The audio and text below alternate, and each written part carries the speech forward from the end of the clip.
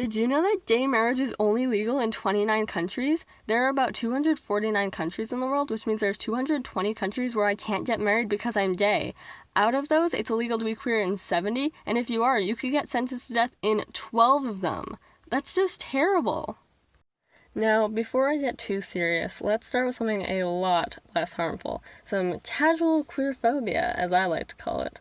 I've heard my fair share of lightly queerphobic comments at school, as expected from teenagers.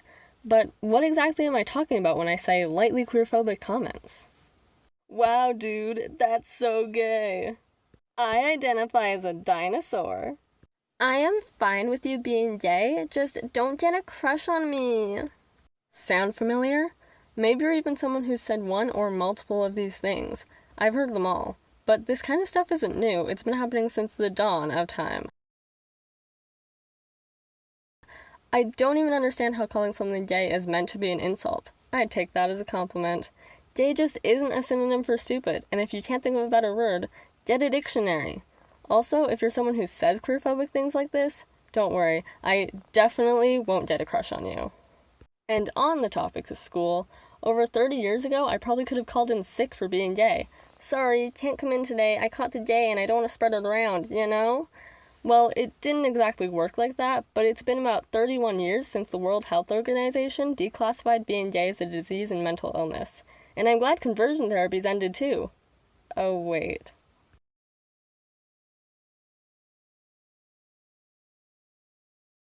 Now, I will say that a lot of the issues I hear about are mostly from the US, but they are our neighboring country, so it kind of affects us if they're being terrible.